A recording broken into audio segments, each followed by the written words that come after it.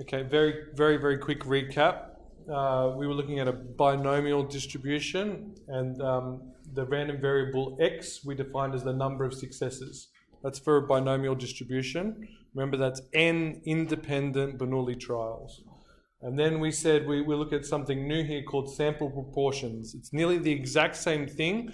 The only difference is, rather than being the number of successes, it is the fraction of successes or proportion of successes. Okay, and we call it p hat. That's a sample proportion variable.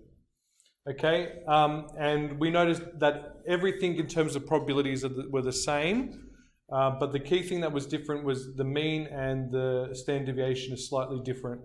So the mean was p. Okay, the expected value of p hat is p, and the variance, the standard deviation was root pq on n. So that was a slight difference in formula. And we said that the top two are on the reference sheet, but these bottom two are not on the reference sheet. So memorize them, okay? So we said memorize. Okay, 2 lessons ago we looked at for working out an interval, the probability of getting between a particular number of successes, we could use a normal approximation to the binomial. Okay, and there was a condition that had to be met. N had to be as large as possible. The larger n was, the closer it was to a normal. Okay, and also p can't be too low and q can't be too low. Okay, so there was this condition here, and this is like a hand wavy condition, that NP had to be greater than 5 and NQ had to be greater than 5 to be close for this normal approximation. And we said the syllabus doesn't specify the number on the right-hand side. And we said that for more accurate, this number will be higher. Okay, and we said that the topic guidance actually uses the number 10 and has an equal to. Okay, so it can look a little bit different, but if you're required to describe why a normal approximation is justified, you calculate NP and you calculate NQ, show that both of them are greater than a particular number, usually 5, but 10, you can use 10 as well. Okay, and then once you've done that, you can actually go straight to using z-scores. Okay, the key way we did this is because we're using a normal distribution, we use the standard normal, we use z-scores, then we use our table or our rule. So we can do the same thing here for sample proportions. So for large n, p hat is approximately normal distributed. Okay, remember for normal distribution you write the mean first here and then the variance after. So the mean here is p and the variance is pq on n for a sample proportion. Okay, so the normal distribution that we're using to approximate has the exact same mean and variance as the sample proportion. Okay, so I've put the formulas here to help you out, and then we can then work out probabilities using z-scores, or estimate. This is an estimation process, estimate probabilities using z-scores. Okay, then we can use tables or the 68, 95, 99.7. Okay, let's jump into some questions. Okay, so first one here. Write small for these ones, okay? The proportion of working adults who miss breakfast on 1 week is estimated to be 40%.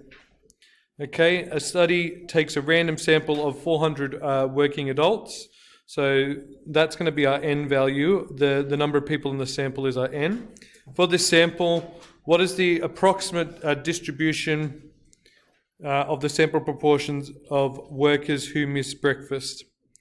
Okay. All right. So we need to write this as a distribution. Just going to check.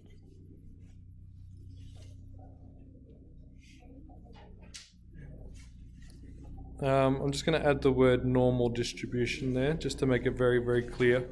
So for normal distribution, we write it using y. The normal distribution, it's going to be the mean, comma, the variance. That's how we write it. So this says that y follows the normal distribution, and that's the mean and that's the variance. So the mean, the expected value of p hat here is basically p.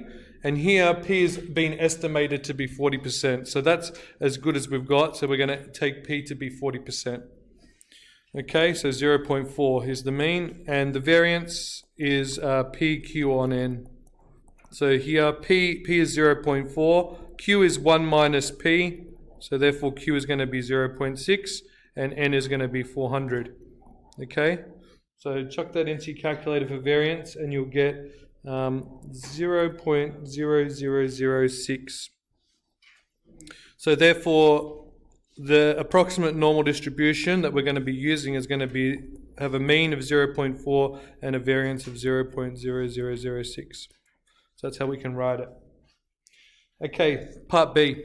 What is the probability that the sample proportion of workers who miss breakfast is greater than 44%?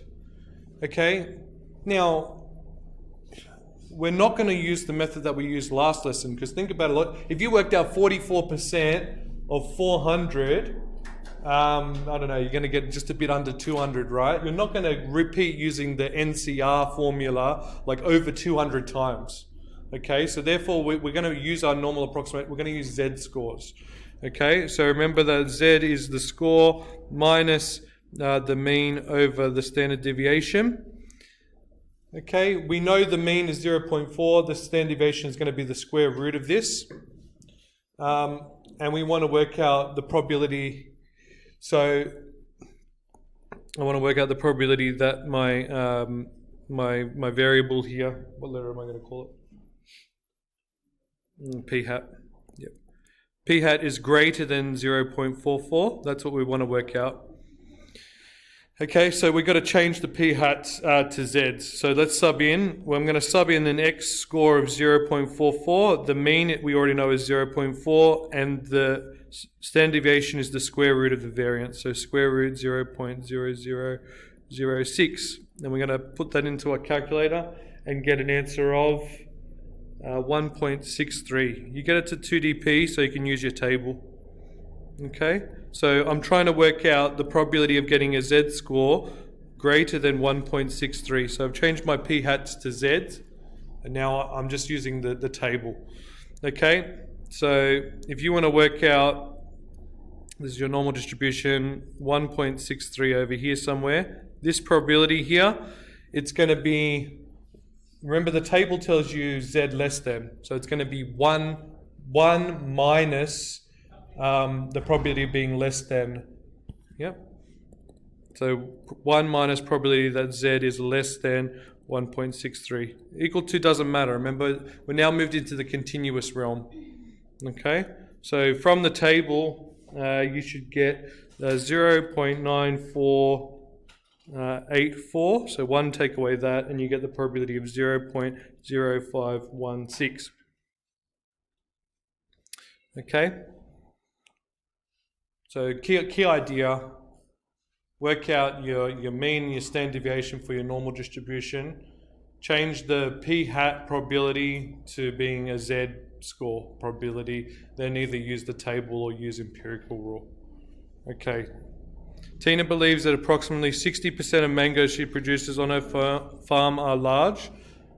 Okay, she takes a random sample of 500 mangoes. Okay. So we're going to assume Tina is correct, which means we're assuming the exact theoretical is going to be 0.6. Okay? Remember we talked last lesson about the difference between P and P hat? P is like the theoretical probability, and P hat's like the experimental probability. It's a sample proportion, the fraction that you get for that particular sample. So P is fixed, but P hat can be different things. Okay? So N is 500 because that's the sample I'm taking. And 60% of her mangoes from her farm produces are large. What is the approximate probability distribution of the sample proportion of large mangoes in her sample? So once again, they're asking, let's just make it very clear what they're asking for. Where they're asking us to approximate by a normal distribution. Okay, the word normal will usually be there in the question. So once again, the key thing to work out is you want to work out the mean, comma, the variance. That's how you write that's how you write your normal distribution. Okay, so the mean is P, so that's going to be 0.6. The variance is PQ on N for sample distributions. So it's going to be 0.6. Q is going to be 0.4 then, because it's 1 minus, and N is 500. So you plug that into your calculator and you get the variance, which is 0.00048. Okay, so therefore it's going to be your final answer. You can write it as a normal distribution there. So Y follows a normal distribution with a mean of 0.6 and a variance of 0.00048. Okay, that's A. B. What is the probability that the sample proportion of large mangoes is less than 0.58? So probability that P hat, which is the sample proportion, is less than 0.58. So my score is going to be 0.58 that I'm caring about. The mean is 0.6, and my variance is that, so we square root it to find the standard deviation. Okay, so basically this means what's the probability that if I took 500 mangoes, less than 58% of them would be large? That's what the question's asking. If I took a sample of 500 mangoes, what's the probability that less than 58% would be large? So we work out our Z-score, x minus mu on sigma, sub in 0.58 minus 0.6 over root 0.00048, and you plug that into your calculator and you get a Z-score for the boundary of negative